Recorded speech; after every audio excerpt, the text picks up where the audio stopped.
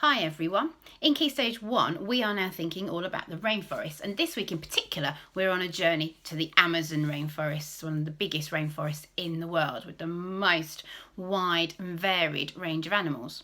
So this week's English, we thought we would think about stories from a different culture. So this week, our stories are all the way from the Amazon. And there are lots of different tales, and they're told over and over and over again for years and years and years and years, and they potentially might change over that time. The story I've chosen that we're going to think about this week is The Tree of Life. Okay, I wonder what this story is all going to be about. And stories that have been in cultures for a long, long time often have a little bit of a moral or something to think about or something to make us better people. So let's see what it tells us. Back at the start of time, the forest was a different place. All the people had to eat was leaves or berries.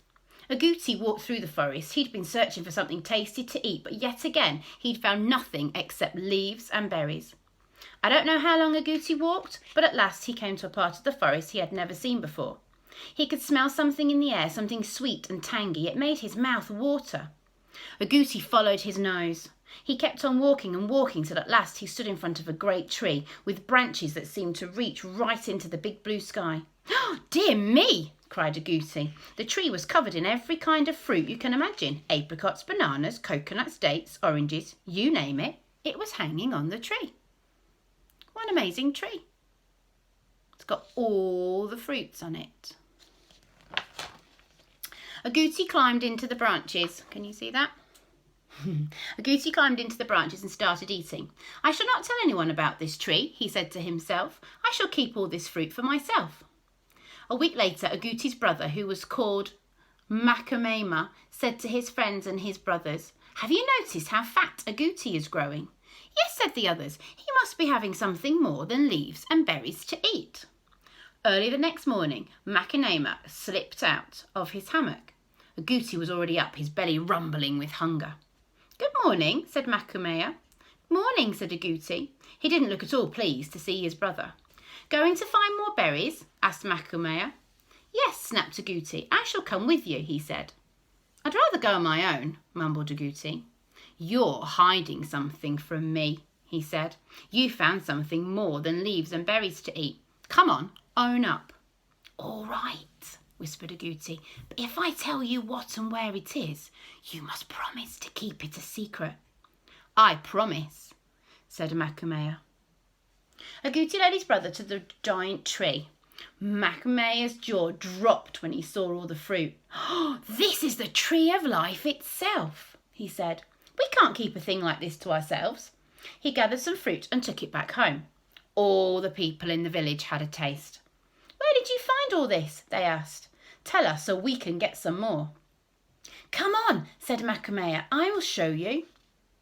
The entire village followed him to the tree of life. "Go away," said Agouti, who was sitting under the tree eating bananas. "This is my tree." The villagers ignored him. They started picking the ripe fruit that had fallen to the ground. The children climbed into the lowest branches. "Be careful," said Agouti. "We must leave some fruit for tomorrow."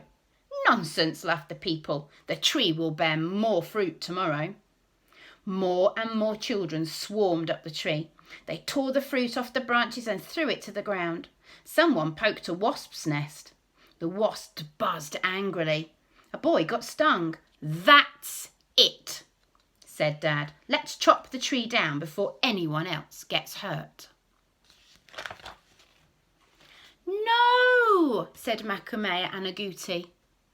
But their voices were drowned out by the villagers' laughter, and in no time at all, the mighty tree fell over.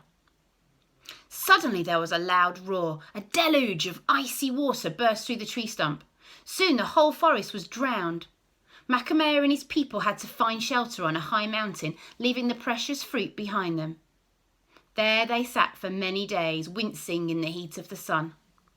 When at last the water dried, Macamea led everybody back to the forest.